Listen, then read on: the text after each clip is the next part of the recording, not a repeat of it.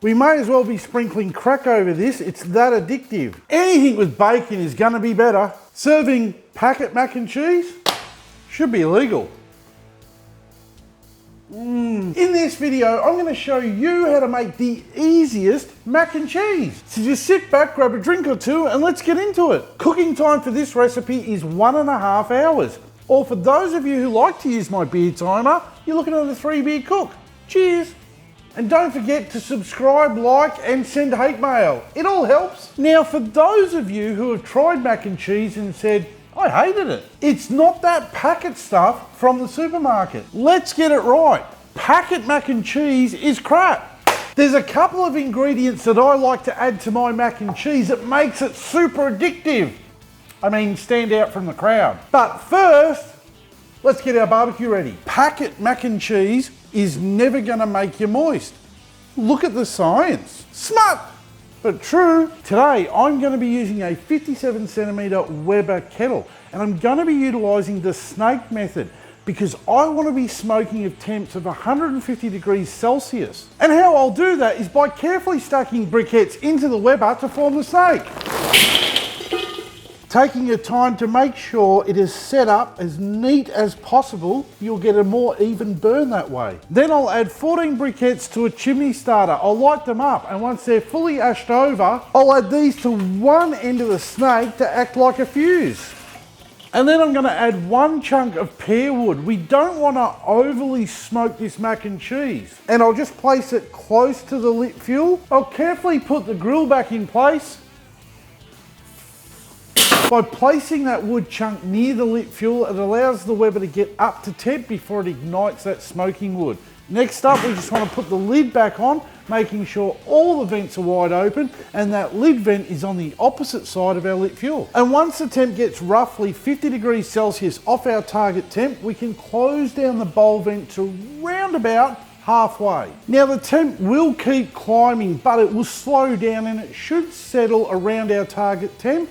And once we've got that temp stable for 30 minutes, we can put our food in. You're gonna need a pan of considerable size for this recipe.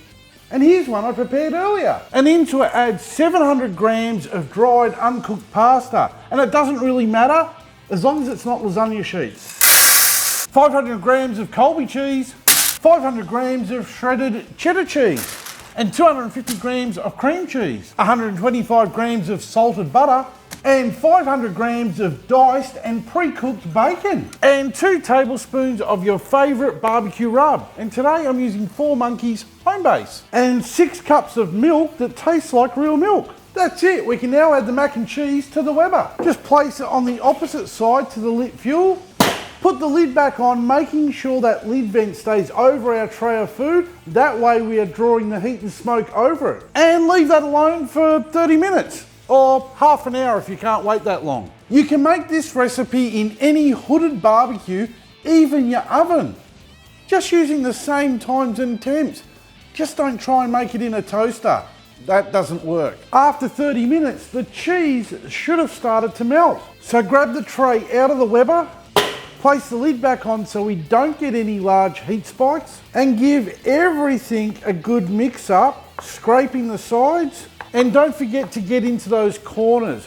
It is starting to resemble mac and cheese as the pasta is starting to absorb all of that milk. We can now get it back into the Weber, and we're gonna leave that alone for another 30 minutes. It's been an hour and it's time to check the mac and cheese. I know you can't smell this, but this does smell amazingly awesome. Now I'm just gonna give the top of this another good sprinkle of the rub we used earlier. Roughly about another tablespoon. And once again, we're just gonna give it a good mix up, making sure to scrape down all the edges and the corners. You don't want anything stuck down and burning. And once you feel that it is all mixed, just flatten it out with the spoon.